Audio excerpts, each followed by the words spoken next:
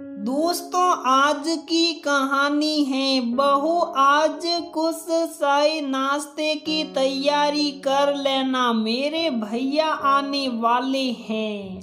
दोस्तों, कहानी शुरू करने से पहले अगर आपने हमारे चैनल को सब्सक्राइब नहीं किया है तो सब्सक्राइब कर लीजिए ताकि आपके पास पहुंचे हर नया वीडियो।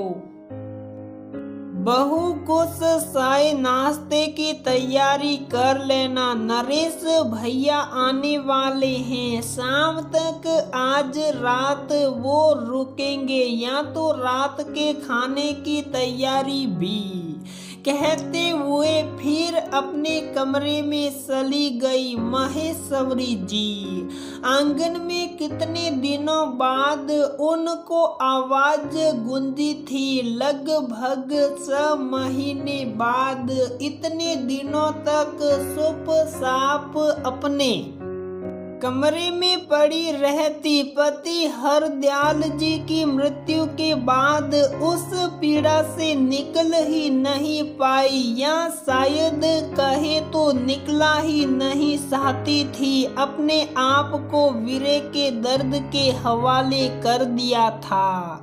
दिन में सिर्फ 2 बार कमरे से बाहर निकले, दोनों वक्त के खाने के समय, वो भी बेटे बहू के बहुत मनवार के बाद सास के शब्द सुन मालिनी के आंखों में आंसू आ गए। 6 महीने पहले घर का आंगन अम्मा बाबूजी के आवाज से गुलजार रहता। उनकी तीखी नोक जोक, उनका प्यार इस आंगन को जीवंत बनाते थे।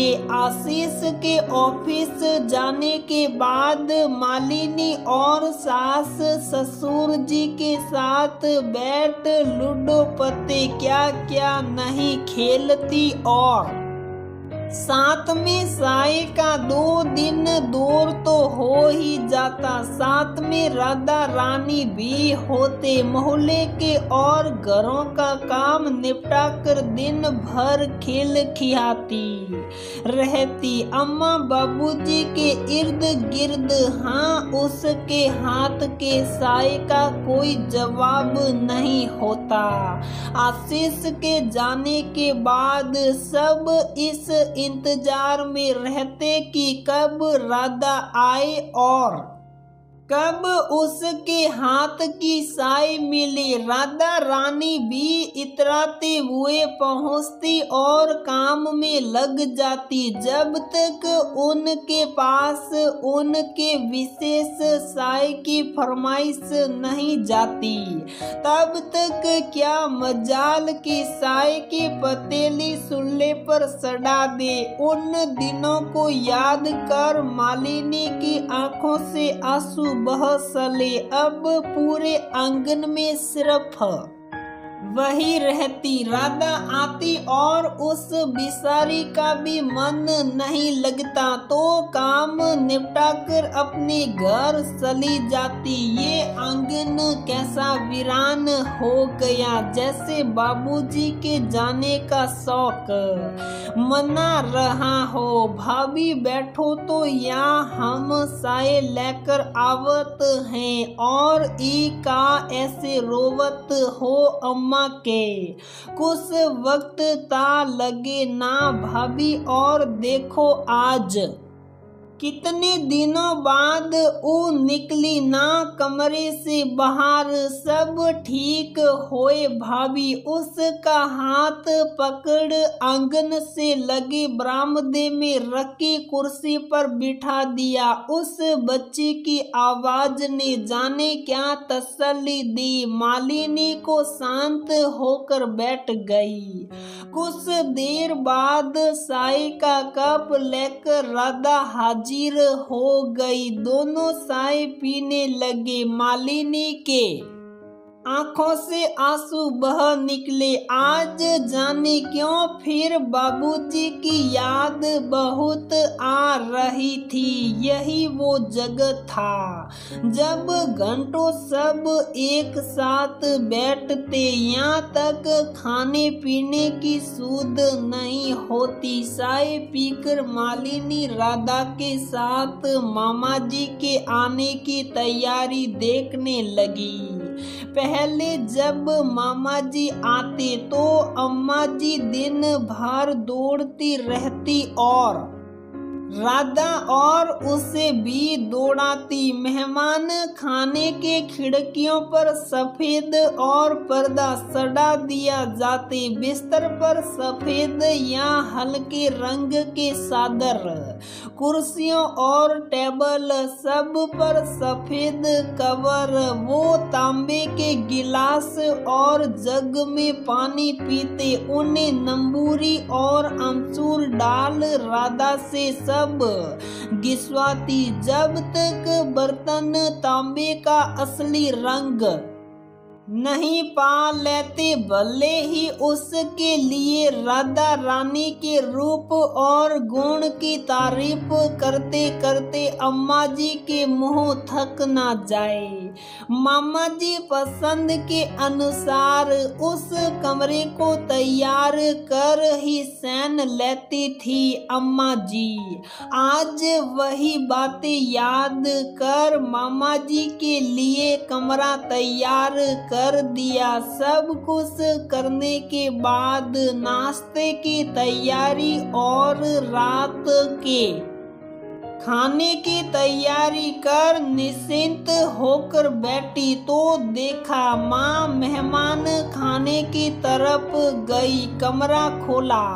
एक बार सब देख रही थी कि मालिनी उनके पास पहुंची और बोली, माँ देखिए तो सब ठीक है या कोई कमी रह गई है?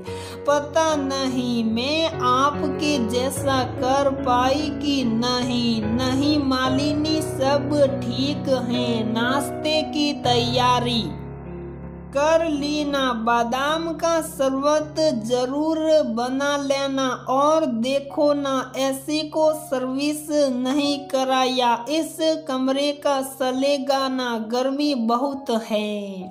माँ मैंने ऐसे की सर्विसिंग करा दी है। सलेगा मैंने देख लिया है। अच्छा किया, कहते हुए हल्के से मुस्कुराई जैसे उतना भी उनके लिए बहुत मुश्किल था और अपने कमरे में जाने लगी। मालिनी ने उनका हाथ पकड़ लिया। माँ प्लीज बैठिए ना, यहाँ आंगन में अभी मामा जी आते होंगे। आशीष भी ऑफिस से चल चुके हैं, वो भी आ रहे हैं। कहते कहते मालिनी की आंखों के कोर भीग गए।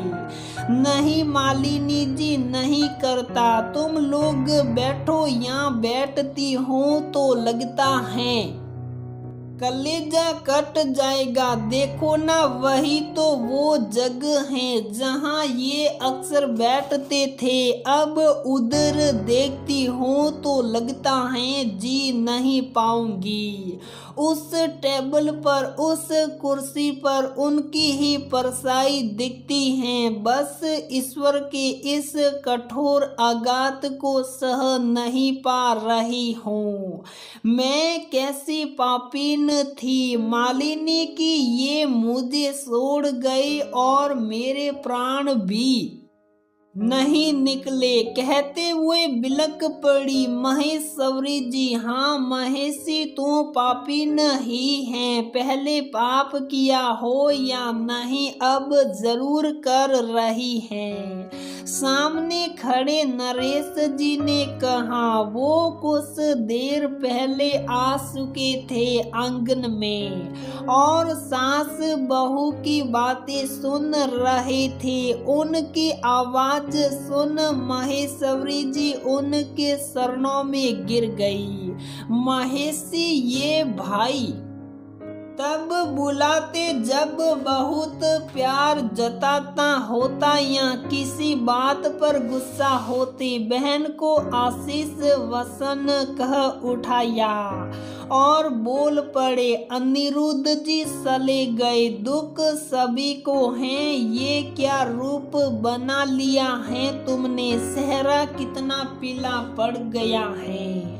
एक इंसान के चले जाने से दुनिया रुक तो नहीं जाती महेशी, कहते हुए बैठक खाने में पहुंचे, बहन को अपने पास बिठा लिया और फिर बोल पड़े, आशीष भी आ पहुंचा, मामा जी के शरण सोए और वो भी उनके साथ हो लिया। तू बता अम्मा और बाबूजी के जाने के बाद मैं भी वैराग्य ले लेता, तेरी तरह तो तेरा और कमला का क्या होता।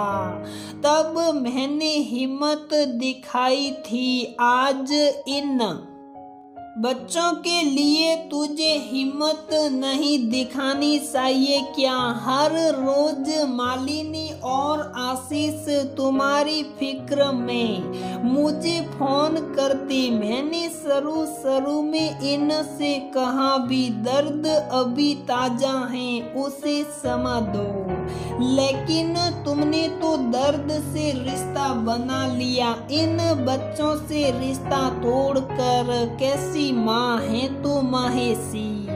मैं बहुत दुखी हूँ तुम्हारे ऐसे लापरवाह और गैर जिम्मेदार रवैये से।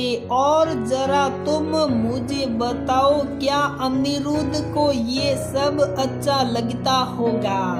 अगर वो कहीं से तुम्हें देख रहे होंगे, वो तुम्हें और बच्चों को खुशी देने के लिए क्या क्या नहीं कर गुजरते थे। मुझे पता है महेशी, एक बार माँ बनकर बच्चों को देख तो सही, ये रोज रोते हैं तेरे लिए। महेश्वरी जी देखा तो बेटा और बहू की आंखों से सशस्त्र धारा बह रही थी। आशीष तो ऐसे रो रहा था जैसे बचपन में जब कभी स्कूल जाना होता था और नन्हा आशीष माँ की गोद में सिपका रोते हुए माँ के मुख को निहारता। आज आशीष माँ को उसी नजर से निहार रहा, उसकी व्याकुल नजरें माँ से गुहार लगा रही थी कि माँ लौट आओ, वेदना और दर्द के संचार से हमारे पास।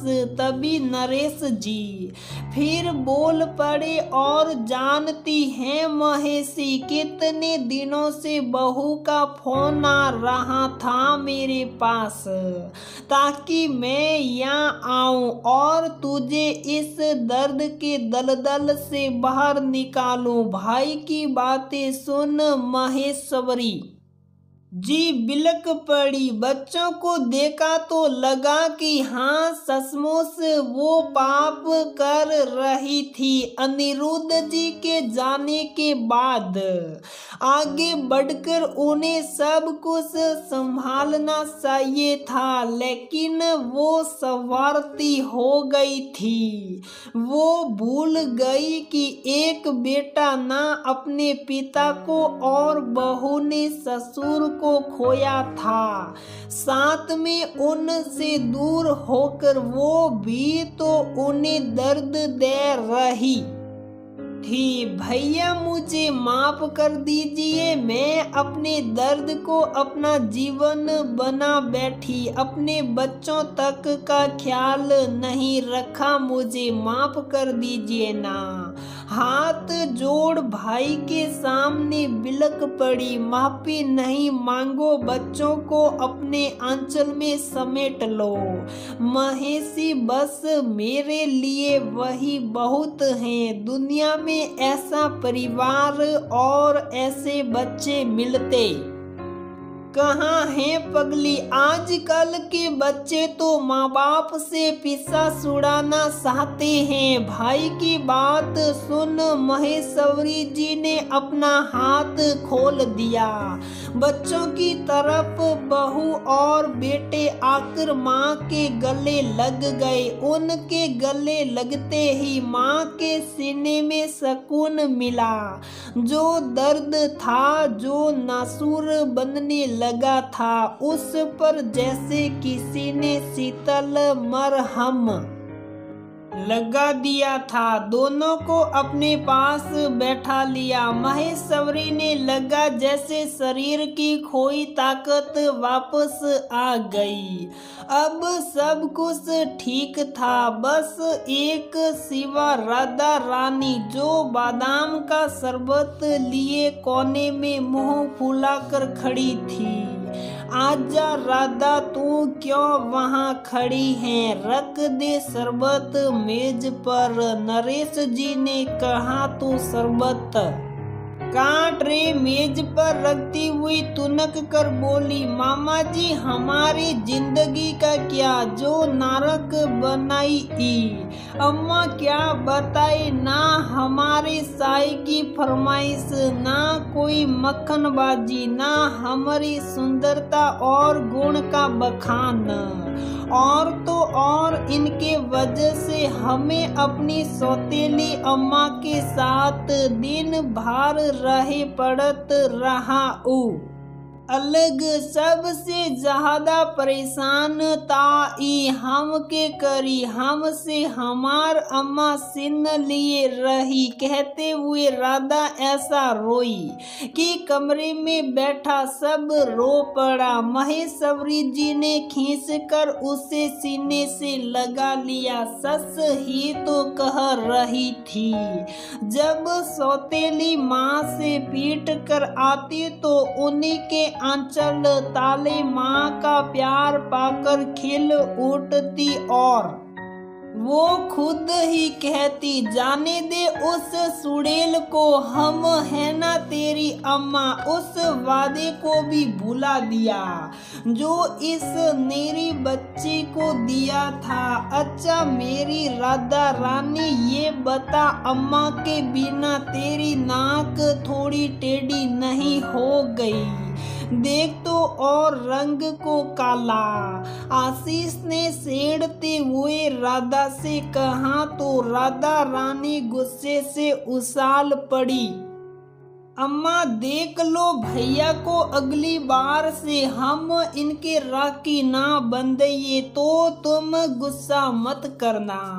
अरे ना रे, तू तो पहले से ज्यादा सुंदर हो गई लाडो। कहते हुए महेश्वरी जी खिलखिला पड़ी और सभी लोग भी। अब हर रोज घर के आंगन में वही बैठकी होने लगी, वही लूडो, वही पत्ते और फिर वही राधा रानी की साए और उनके नखरे। वो आंगन फिर से जीवंत हो उठा। दोस्तों, आज हमारी ये कहानी यहीं पर समाप्त होती है। अगर आपको हमारी ये कहानी पसंद आती है तो प्लीज वीडियो को लाइक करें, शेयर करें और हमारे चैनल को सब्सक्राइब जरूर करें।